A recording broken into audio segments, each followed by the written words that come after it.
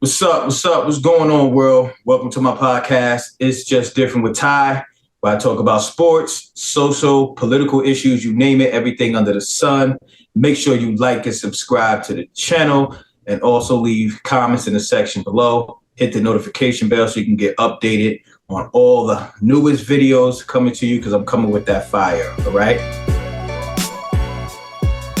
Welcome to It's Just Different with your host, Ty.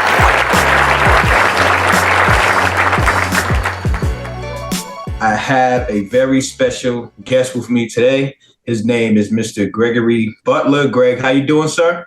All right. How are you? I'm doing blessed. I'm doing great.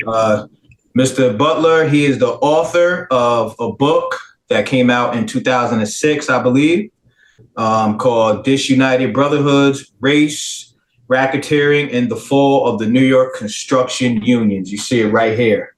Very, very, very, very great book. I just received it, and I already read one chapter of it already, and some parts of the second chapter, and I'm already mind blown with all the stuff, the information that he put in this book. No doubt about it. We're going to probably do a part two. We're definitely going to do a part two and possibly a part three to this.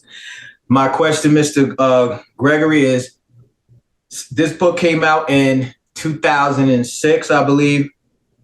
That's correct, yes. Why aren't there another book to this, man? There's so much information in this book. Well, have you thought about writing a part two to this? You know, writing a book is hard, so it takes a lot of work. It took a lot of effort to write that.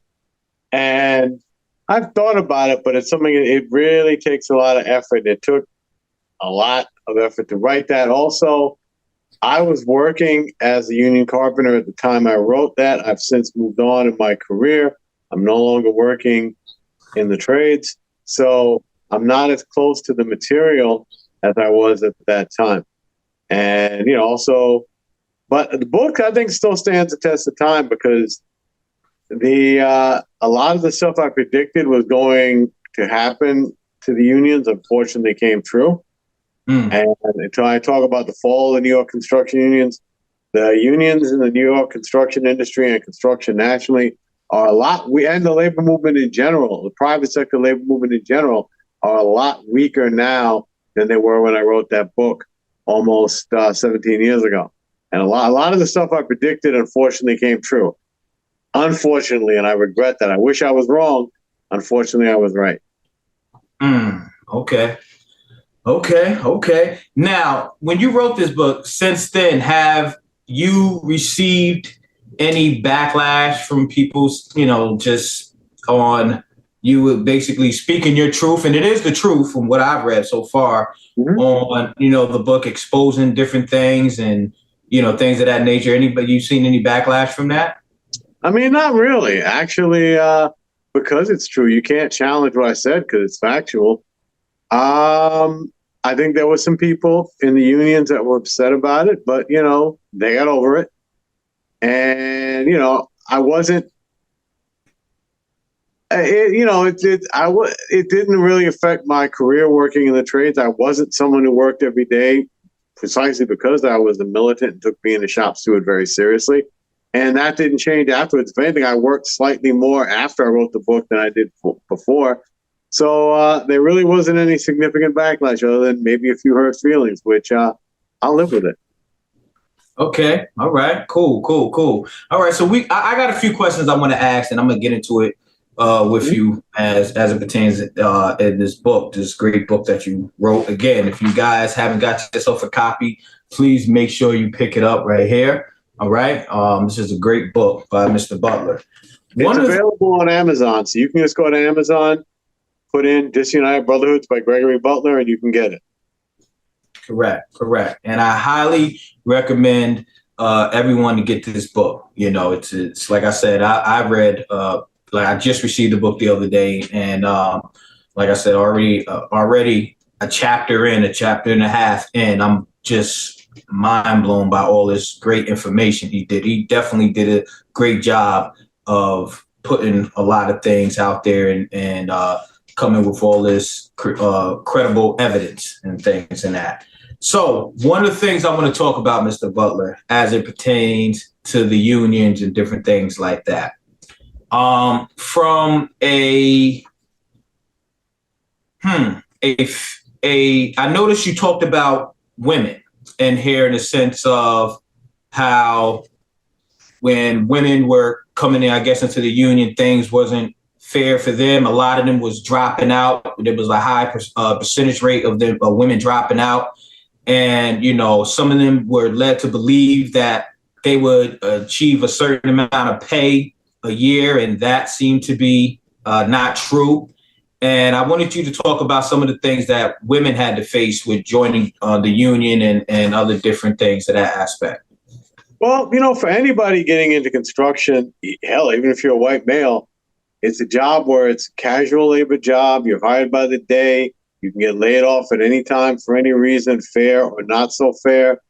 And a lot of who gets work is based on nepotism and connections, or whose cousin you are, whose brother-in-law you are, who you're married to. And for anybody, it's an unstable job. It's not a steady job. It's also really easy to get injured in the construction industry. And if for people of color or for women of any race, there's also a long, ugly history of discrimination that dates back literally to the time of slavery. And also in construction, there's a long history of workers being treated very shabbily. One thing, it's an industry where it is not unusual to go to a construction site where they've made absolutely no provisions to provide a bathroom for the employees, which is especially a hardship if you're a woman. There's also a lot of men in construction who resent or having women on the job. There's sexual harassment has been a persistent problem. And also the fact that it's not a steady job. It's like being a temp. And a lot of people end up leaving the industry when they figure out, I could get a steady job that pays less per hour, but I know how much I'm going to make every week. And I know how much I'm going to make at the end of the year. And I can make economic decisions based on what kind of income I'm going to have for the year. I can go to a bank and get a loan for a mortgage or for a car based on them knowing how much I'm going to make. If you're in construction, you have no idea how much you're going to make in a given year. And ultimately, that's why I actually myself left the industry, because I wanted an actual steady job after 24 years of basically being a casual laborer. And that, I think, accounts for that in general accounts for why people of any background would drop out of the apprenticeship. Plus the fact that over the year, the unions have been declining in the construction industry nationally and in New York over the last 50 years.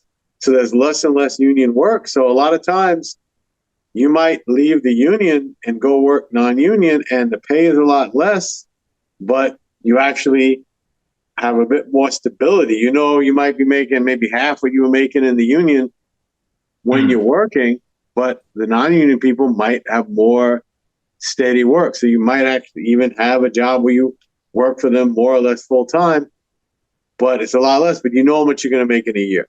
So in general, it's not a stable job, and the unions have never made a priority of making it into a regular job where you can actually count on it, which it's never been.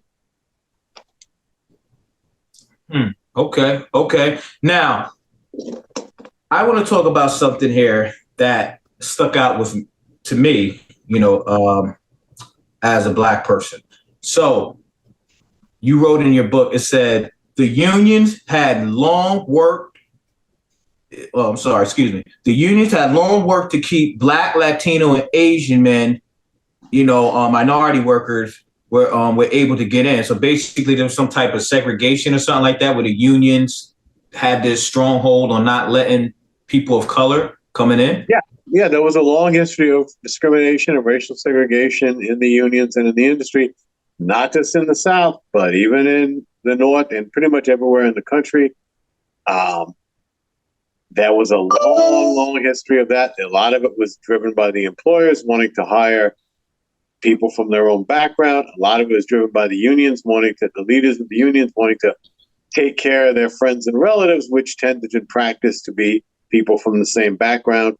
So it ended up being a system of de facto segregation that persisted for a very, very long time. And only in recent times has that system broken up. in part because of the collapse of the unions, also led to a lot of the collapse of that system, unfortunately. Now, I mean, these days, the construction industry in New York is majority workers of color, but the construction industry in New York these days is a majority low-wage industry. So, yeah, it got integrated at the price of it being a cheap labor job. Wow. That is telling. That is telling. And you said just recently they start to break the barriers of that. Wow. About 50 years ago, about basically in the 60s, during the civil rights movement, a lot of the barriers of segregation got broken down in construction. Plus, also, during the civil rights movement, racial discrimination in the workplace actually becomes illegal. So suddenly it's something you can take a record on and win. And also there were protests, there were organizations that fought to integrate the industries. There were these groups called the coalitions. There were these, I guess you could best describe them as armed civil rights groups that fought to integrate the industry in New York. One of the groups was called Harlem Fight Back. It was founded by Black communists in Harlem. There was another group, the Chinese Construction Workers Association, which was founded by Chinese American communists in Chinatown. And they would have these protests where they would have a group of unemployed workers, would often in a converted school bus, they would go to job sites, they would drive around the city to job sites, march into the job sites and shut down work until the contractor agreed to hire minority workers. And often they would have bats and chains and other such pipes with them. And it was quite clear that if the job wasn't integrated, it would get very unpleasant. And that is what broke down a lot of the barriers. Now, the original people who led the coalitions, there was a man named Jim Horton. There was a man named Wing Lam. These men were radicals. These were far left communist civil rights activists. Once they kicked down the door, there were a bunch of like neighborhood street guys, basically like gangsters, who set up coalitions in various neighborhoods around the city. At one point, there were over 60 organizations, and they would also integrate job sites. And sometimes the contractors would hire them to, well, we'll have you guys, and we'll have some of your members in the job, and we'll have you guys guard the site from the other coalitions. And this went on from like the late 60s, early 70s into the early 2000s. And then, well, we'll get into this more in the next part. There was a broader crackdown on racketeering and gangsterism in the construction industry at the coalition that happened in the 1990s. And the coalitions got caught up in that because a lot of them were, to be honest, doing extortion. And the coalitions got kind of swept away. Some of them still exist, but you don't really have the protests like they used to have back in the day. But from the 60s, from like about 1966 to about 1996, coalitions going on job sites was a regular thing that happened. And a lot of workers of color who got the unions got in because of coalitions. And a lot of them ended up being carpenters and laborers because it's easier to get in those unions. Because basically, if you can get a job with a contractor, you can get in those unions. Whereas with the other unions, they have a more elaborate process for getting in the union, so it was harder to break down the barriers. And that's why today, actually, a majority of the union carpenters and union laborers in New York City are workers of color. Of course, it's in modern times, it's an industry that's much less heavily unionized. The non-union side of the industry is overwhelmingly workers of color, overwhelmingly Latino, African American, Afro Caribbean, Chinese, Guyanese Indian. Also, there is a sizable contingent these days of white immigrants from Eastern Europe, Ukraine, Russia, Poland, Croatia. But the industry became a lot. The coalitions desegregated the industry, and they played a very good role in that. Although in later years that changed when it became less about civil rights and more about labor racketeering, which has been a persistent problem in the industry during the course of the 20th century, which led to in part to the collapse of the unions, which we'll get more into that later. Man, you just coming with fire, Mr. Butler. I ain't gonna lie, you just coming with fire. You know, I gotta tell anybody who's watching, get this book. Get this book. Definitely get this book. And, this is, wow, I'm just mind blown, whew. Now, I noticed you talk about there's something called, I'm going to read this off and you can explain this style.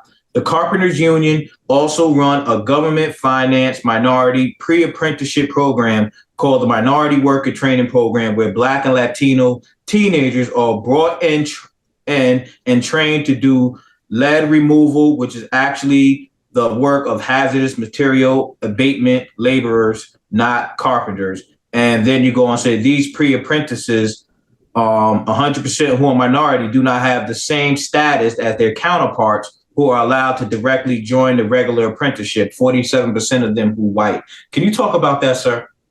Well, that was a short-lived program that they were trying to save the unions by supplying union contractors with cheap labor, and also supplying contractors whose employees aren't even members of the Carpenters Union was a cheap labor alternative to abatement laborers.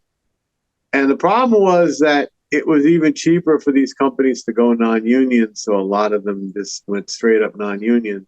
So that's kind of why the program fizzled out. So not that long after I wrote that book, that program gradually faded away. I think there might be still some pre-apprentices, but the problem is that a lot of companies that would have been looking to hire lower paid workers just decided to just go straight up non-union, which at a time when much of the industry was going non-union and there was the unions no longer had the power to keep work union. It basically was easier if you wanted just to pay your workers less, instead of having to go through a program like that, you could just go non-union and get away with it. So that ultimately fizzled the program out was the fact that supplying cheap non-union labor was cheaper for the contractors than cheap union labor, in part also because the union workers still get benefits and the non-union workers do not. And that's a huge cost savings for the employers and their clients. Now, I have a personal question. Well, not that it pertains to me, but this is something that is asked, or not asked, but it's something that I hear a lot from certain friends that I know that are union members. Mm-hmm. I'm not going to say the name. Well, I'll just use them. I'll just throw it out there just for an example. All right. I'll just throw it out there for example. I'm not saying this is it's all examples. All right. So got to put that out there. Let's just say you have a Black employee, right? Who, a union brother who belongs to, let's say, either, I don't know, CSEA or Teamsters. Let's just say I'm just using it for an example. And let's just say there is certain things happening on the job to this Black employee where he is being discriminated against or retaliated against, whatever the case may be.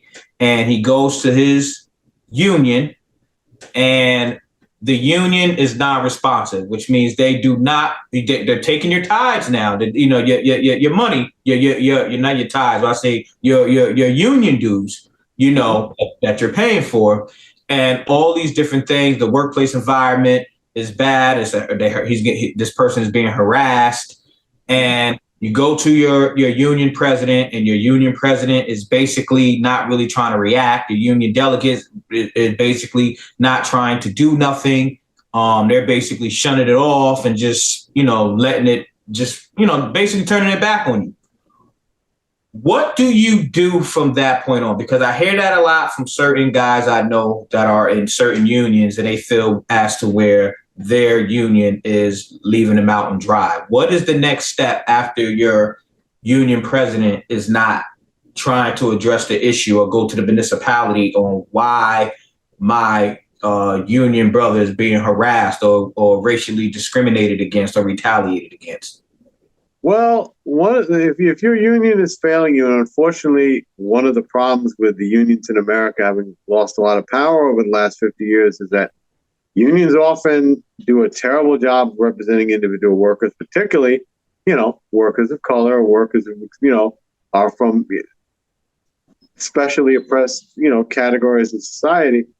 And they often do a terrible job. And it's often very difficult when you as an individual approach your union seeking help and they fail you.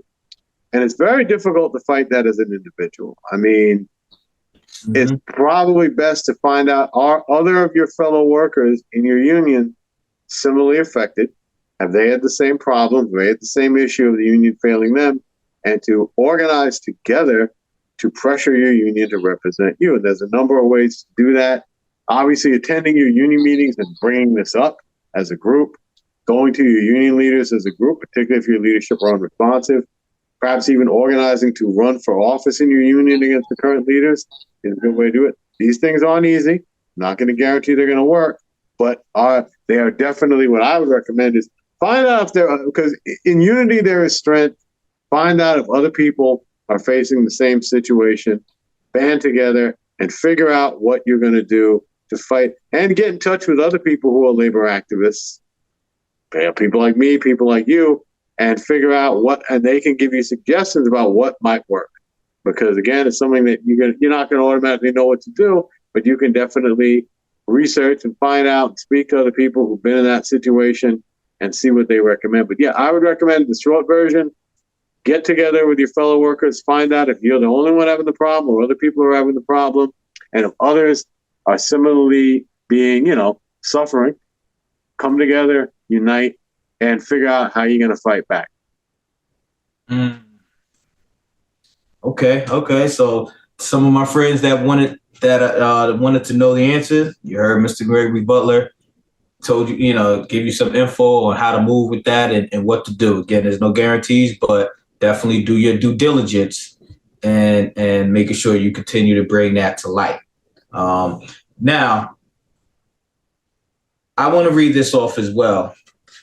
It says in your book, even in the trades, and you probably talked about it a little bit, but I still want to point this out because again, I am a Black person, so I, look at this, look at these things first. You put, even in the trades that were open to workers of no colors, Blacks, Latinos, the iron workers, American Indians were at the bottom of the pecking order. Last hired, first laid off. Is that? I know you wrote that book in 2006, and and it was, you probably gathered a lot of information going back years before. Is that something that you see or maybe hear and with that exists in the workplace of the unions where that type of system is still going on? Well, I actually left the trades in 2015, so I'm not as immediately in touch with what's going on in the trades anymore. However, and also there's a lot less union work in general, so the general quality of union jobs has deteriorated. Is it still a situation where people are treated differently because of their background? And if you're a worker of color, you're less likely to work steady, less likely to you tend to have a smaller annual income. On the whole, I would say, yeah, that's probably still true. Or also having to get steady employment, having to seek out lower paying non-union jobs that don't have benefits because you actually would have a year-round income. And I would say the discrimination thing on the whole, I suspect strongly it's still a factor, although I should point out that I'm no longer employed in that industry, so I'm not as close to that at first hand. But it certainly was true when I wrote that in 2006. Okay. Okay. And you know what? And I'm going to go out on a limb and say it more than likely, all right, probably 95% that is still the culture that exists. I'm going to say it. I'll take the accountability for saying it. I'm going to say it. You know what? We still live in a country that has a long-standing problem with racial discrimination, a long-standing racist history dating back to when the first slave ship landed here, when the first Indian village was destroyed by settlers. So it is not surprising to expect to run into racism throughout the country, in every industry. So it wouldn't surprise me if you'd still find it in the small section of the construction industry in New York that's still union, because you find it everywhere else in the country. Okay. Great. Now, this plan, and I know this was back then, but I want to talk about it. I don't know if it's even active still, but again, this is something that, like I always tell people in order to, the saying, in order to know where you're going, you got to know where you come from, or, know the history behind a lot of things. So under the plan of the Mayor's Office of Construction Opportunity, what is this Mayor's Office of Construction Opportunity? I've never heard this before. That was a program that was set up way back in the past, I believe during the Dinkins administration, as an effort to integrate the construction industry. And I think the question you're leading to is that there was an idea of integrating the construction industry in part by bringing in workers of color as a low-wage labor force. That ultimately was the thing behind it. It was at a time when Koch was mayor, the city of New York had previously built all the construction projects it funded had been built union. But during the Koch administration, a lot of housing construction started being done by non-union labor, particularly a lot of the housing renovation work and a lot of poor neighborhoods of color where there'd been a lot of arson during the 70s. A lot of that deliberate arson by landlords, a lot of the work with building that had previously been done union, and it was shifted to non-union work. The unions made a short-lived attempt to keep that work union by agreeing to do it, by enforcing a pay cut on the union workers that did the work. But again, it was cheaper for the companies to just go outright non-union because there's no benefits on the non-union side. So they don't have to pay into the benefit funds, which are very, that adds a huge labor cost savings, not having a benefit funds cut. So the Dinkins administration idea was, well, you know what, we'll offer these companies, these workers of color at a lower rate, and that will help integrate the industry. Well, that particular program is long gone. However, as companies shifted from being union to being non-union, generally the workers they hired were workers of color. Black, Latino, Asian workers and more immigrant workers in general, higher unemployment rate, more likely to be desperate for any kind of job, particularly those workers who are undocumented, who are in the United States without a visa or a green card.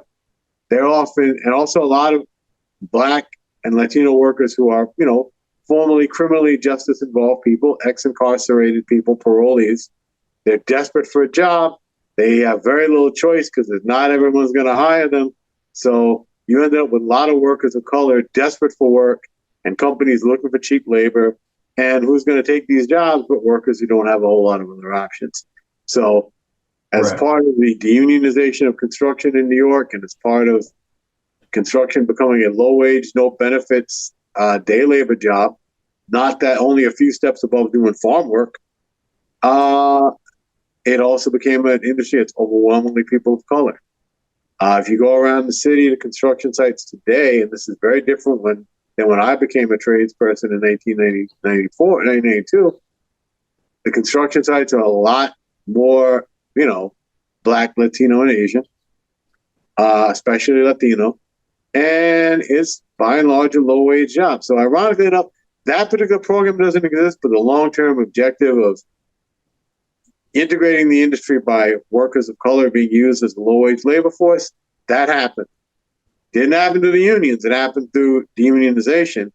And the unions did nothing to fight it because in general, and this is true in New York and nationally in the construction industry and in the private sector labor movement in general, as employers have shifted to using low-wage non-union labor, the unions have done absolutely nothing effective to stop it. They donate lots of money, campaign contributions to Democratic Party politicians. They spend lots of money on lobbying. They spend lots of money desperately trying to curry favor with the employers to convince them that they should use union workers. But non-union workers get paid less, do not have benefits, and more importantly, union workers have rights in a contract. No matter how weak your union contract is, you at least have some rights in the job. Non-union workers, very much like Dred Scott back in the days of slavery, have no rights that a boss is bound to respect. So employers, given their choice, would rather have workers who have no union at all. And unions trying to make givebacks to, or city governments trying to use programs to use workers as cheap labor, it doesn't solve the ultimate goal. Employers want workers with no rights and no benefits and paying them as little as they can get away with. And they prefer to use workers who are from, an oppressed minority status, especially workers who have immigration issues or workers who have a criminal justice history, because those workers are more exploitable. They have less ability to stand up because they have to take whatever job they can get. And in the case of parolees, they're often legally required to take any job they can get, lest they get sent back to the prison. So, in general, I know I kind of went, off on a tangent. Your question, but This is information that's needed for the people. Right. That basically, workers of color and immigrant workers are often used as a cheap labor force because employers know they can often be forced to accept conditions that other workers, are, white American fellow workers who have more options don't have to necessarily take those jobs because they can get better jobs doing other things. Whereas a lot of workers of color and immigrant workers and workers who are on probation or parole have to take whatever they can get because they can't get just any job. They own certain jobs they can't get at all. So they have to take the jobs that will take them, no matter how terrible the conditions are, no matter how bad the pay is, and no matter how few rights they have. Woo! It's fire, man. I hope y'all are listening. That's fire. Mm-hmm. Gregory's going in. Mr. Butler's going in. He's going in on y'all. That's how I learn. That's what I do. Now I noticed, and I didn't want to stop because, like I said, I don't like to stop. I want you to go on. I want you to, give all the information you can. So but I noticed when I talked about this whole carpenter thing. Not the carpenter thing. This the mayor's office of commission of construction opportunity, and you brought up the ex-mayor, Mayor David Dinkins, right, who is a black man, yes, who basically co-signed or proposed something where I want to make sure I'm saying this correctly. If I'm wrong, please, because this is what I heard, but I just correct me, please. Mm-hmm. Who basically co-signed a bill or proposed something that would intentionally pay black people less money? Essentially, yeah. And I'm not surprised at that because the Democratic machine in Harlem which Dinkins is a product of. He came out of it, spent his entire adult life as part of the Democratic machine in Harlem, the Harlem Clubhouse. They had a long history of their approach to integration and affirmative action was for us to be coming in at a lower status and not fighting for us to get the same terms of and conditions of employment and the same benefits and pay as our European American brothers and sisters get, but to be us still to be oppressed but employed, to get in the door as second-class citizens. And actually, the same Harlem machine was later actively involved. Subsequent to me writing the book, they were actively involved in gentrifying Harlem. They were actively involved in enabling real estate developers to buy city-owned abandoned buildings in Harlem and renovate them as luxury housing. In many cases, the churches that were involved with the Harlem Democratic machine, the churches in which many of the Harlem political leaders are pastors in, and the churches that run a lot of the not-for-profits in Harlem, especially the Abyssinian Baptist Church and their for-profit arm, the Abyssinian Development Corporation. That's the biggest church in Harlem. It's Adam Clayton Powell's old church. It's Calvin Butts' church. They were actively involved in gentrifying Harlem. That is why today Central Harlem is a majority white neighborhood today. It's become a much more affluent neighborhood than it used to be. A lot of Harlem's former residents live in the Bronx or in New Jersey because they can't afford to live in Harlem anymore.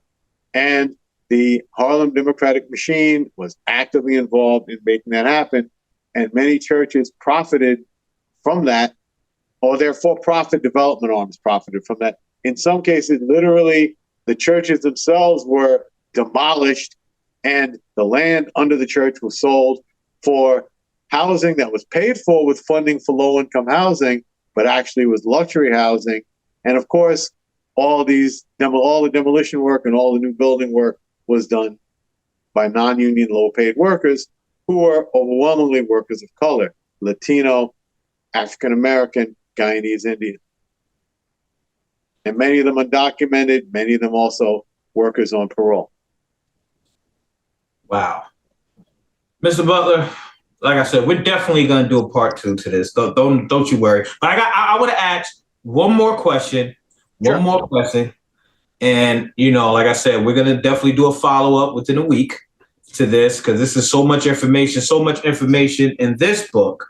Again, Disunited Brotherhoods, Race, Racketeering, and the Fall of the New York Construction Unions. Again, I keep on putting it up so people can get this book. It's a must, all right? Especially if you're a union member, you need this book. It's a must need.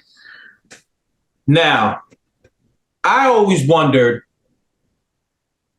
talking to a couple of guys that are union members, and they would talk, and they would work for municipalities, and they would talk about how, again, whether if it's the mayor or whether if it's the city manager or whether, the council, people that are in a position locally, I'm just talking locally, people that are in a position of power and how they treat the union members.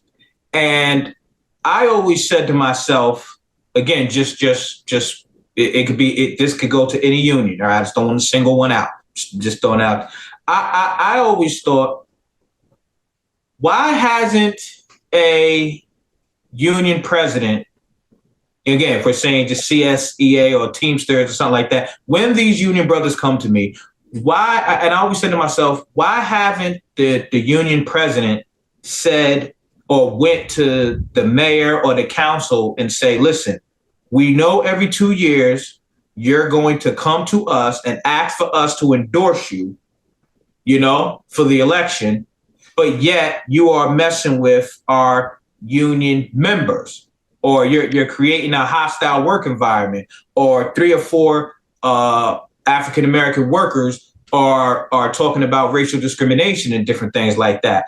And when I asked some of these union guys about these things, have your union president or your delegate say this, 9 times out of 10, they say no, which leads me to believe that either these unions, whether the president, whatever, they don't care, or they're in somewhat in cahoots with these political parties. Well, basically, in answer to your question, I'll answer the last part first. Are they in cahoots with those political parties? Absolutely. Because you see, there's a political problem in the American labor movement that a lot of American unions have this viewpoint that instead of viewing unions as instruments of struggle to unite workers, to fight for workers' rights, and to have a vision of a society run by working people, which is how unions are in most of the world outside of America, American unions have long been junior partners of the Democratic Party, dating back decades, dating back to the Roosevelt administration in the 1930s. And they perceive their relationship is that their priority is continuing their junior partnership with the Democratic Party, which for many individual union leaders is a career path out of labor leadership into positions in the Democratic Party hierarchy. And they prioritize that over the workers. Will they sacrifice the interests of their workers to preserve their relationship with the Democratic Party politicians? Absolutely, in a heartbeat, without a second thought. The workers are expendable, particularly low-status workers like workers of color, and their relationship with the Democratic Party machine is the priority. That's what they believe in.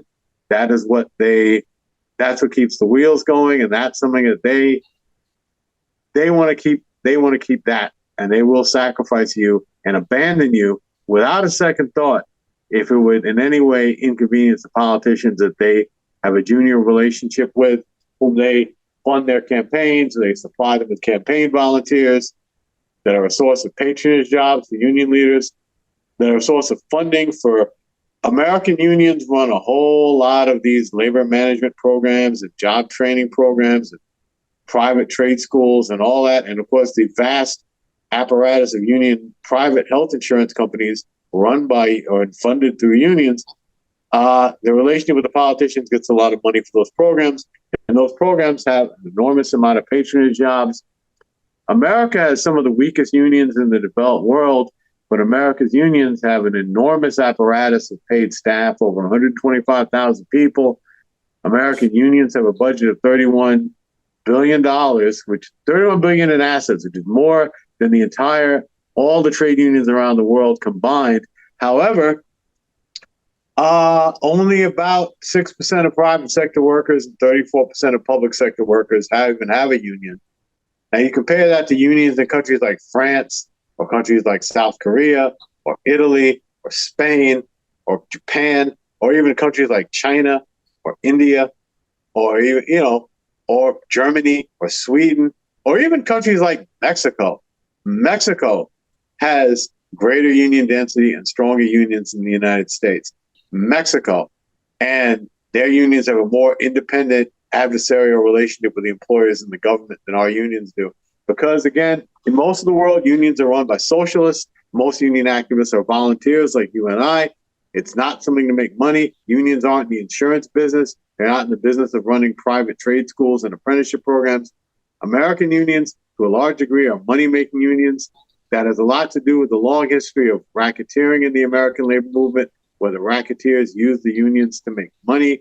And a lot of unions, to some degree, structurally still function as rackets rather than as organizations of workers' struggle. And also, in pretty much every country in the world but America, unions are run by people who are some kind of socialist or communist or anarchist, who has a vision of a society run by working people, a society where there's no billionaires, no beggars, there's no millionaires, there's no working poor.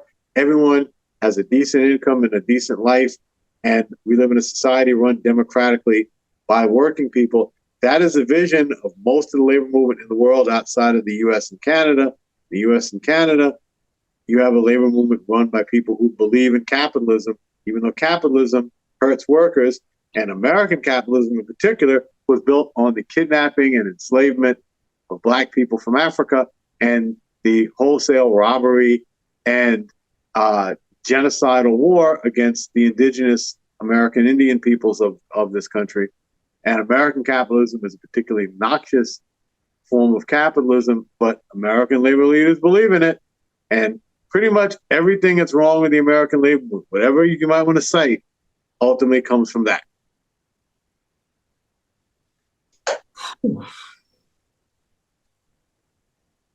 All right, I know I still have one more question, right?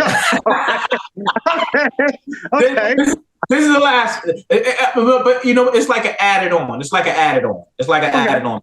I know certain unions, and again, that some of my friends belong to. Mm-hmm. And again, whether they're Black, whether they're Latino, they talk about certain unions having certain coalitions, whether if it's the Black caucus, the Hispanic caucus, and this and that. And sometimes they talk about, hey, when certain things are said or done to us, we call our union our Hispanic caucus or our Black caucus of the union. And a lot of times, or majority of the times, they basically say it falls on deaf ears.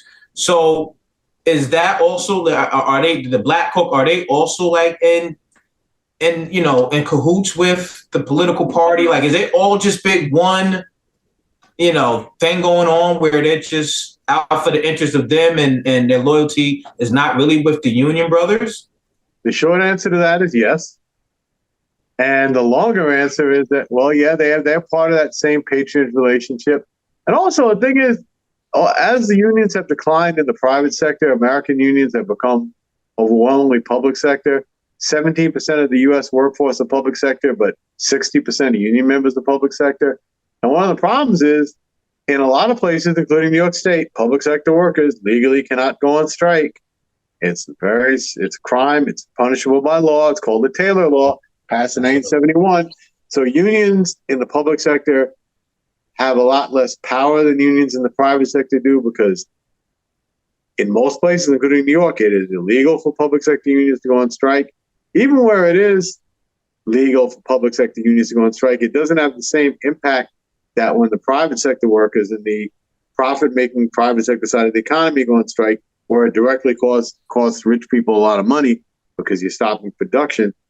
And as American labor has gotten weaker in the private sector, it's gotten weaker on the whole.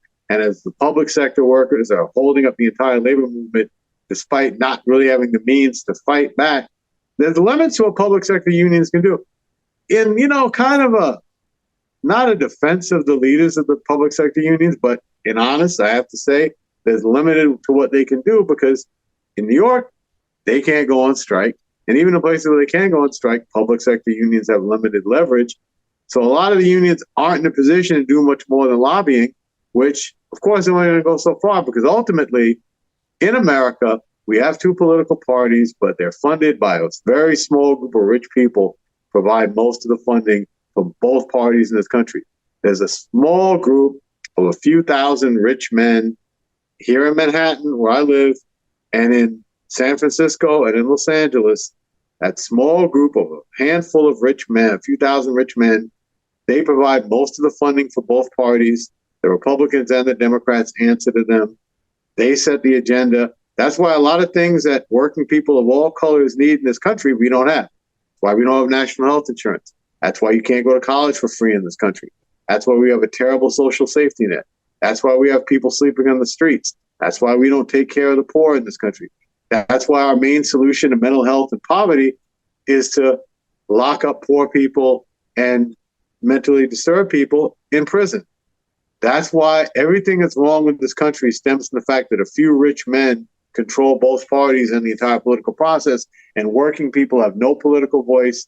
And 90% of American workers don't even have a union on the job. So most Americans have no voice at work.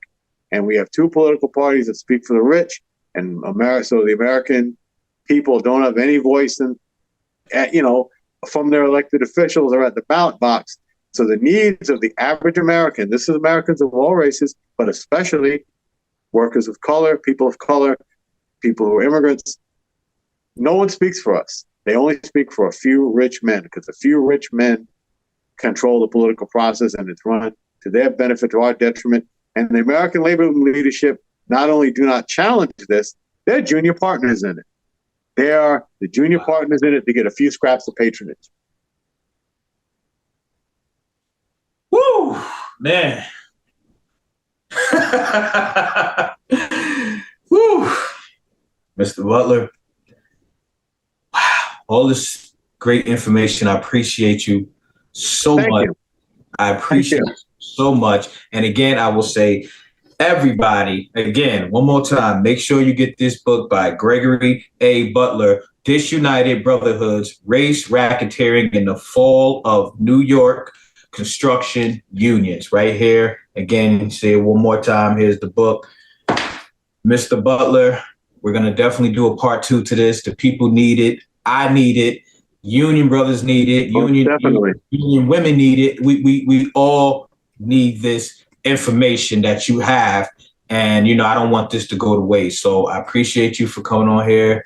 Thanks for everybody listening to It's Just Different with Ty. Again, make sure you like and subscribe to the channel and hit the notification bell.